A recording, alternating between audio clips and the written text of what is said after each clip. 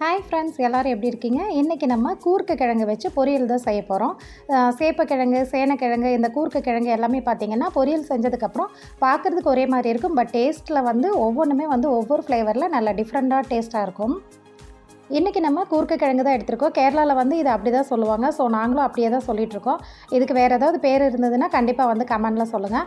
மற்ற கிழங்கு மாதிரி இல்லாமல் இதை ஃபஸ்ட்டே ஒரு 2-3 தடவை தண்ணியில் போட்டு நல்லா அலசி எடுத்துடணும். அப்போ தான் அதில் இருக்கிற மண் ஃபுல்லாக ரிமூவ் ஆகும். அதுக்கப்புறம் அதோட தோலை எல்லாம் நல்லா ரிமூவ் பண்ணிவிட்டு பொடியாக கட் பண்ணிக்கலாம். அதுக்கப்புறம் எப்பவும் போல தாங்க கடுகு, கடலைப்பருப்பு, காஞ்ச மிளகாய், கருவேப்பிலை எல்லாத்தையும் போட்டு தாளிச்சிட்டு கட் பண்ணி வச்சுருக்கிற காயும் உள்ளே சேர்த்துட்டு ஒரு 1/4 டீஸ்பூன் போல் மஞ்சத்தூள், தேவையான அளவு உப்பு சேர்த்து நல்லா மிக்ஸ் பண்ணி விட்டுட்டு ஒரு மூடி போட்டு க்ளோஸ் பண்ணிடலாம். இதில் இருக்கிறத ஒரு விஷயம் என்னென்னா, சேனக்கிழங்கு பார்த்திங்கன்னா கை அரிக்கும். பட் இந்த கூர்க்க கிழங்கு பார்த்திங்கன்னா கை அரிக்கவெல்லாம் செய்யாது.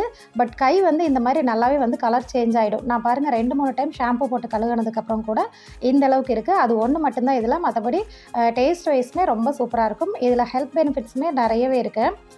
இப்போ காய் நல்லா வெந்ததுக்கப்புறம் கொஞ்சமாக துருவன தேங்காய் சேர்த்துக்கோங்க. ஃபைனலாக ஒரு 1/2 டீஸ்பூன் போல் க்ரஷ் பண்ணின மிளகு சேர்த்துக்கோங்க. இந்த மாதிரி மிளகு சேர்த்து இந்த பொரியலை நீங்கள் பண்ணி பாருங்கள். உண்மையிலேயே டேஸ்ட் ரொம்ப ரொம்ப நல்லாயிருக்குங்க. கண்டிப்பாக இந்த கூர்க்க கிழங்கு இது வரைக்கும் செய்யாதவங்க இதே மாதிரி மெத்தடில் செஞ்சு பாருங்கள். டேஸ்ட் ரொம்பவே நல்லாயிருக்கும். அப்படியே வீடியோ பிடிச்சா லைக் பண்ணுங்கள். நெக்ஸ்ட் வீடியோவில் பார்க்கலாம். தேங்க்ஸ் ஃபார் வாட்சிங். பாய்.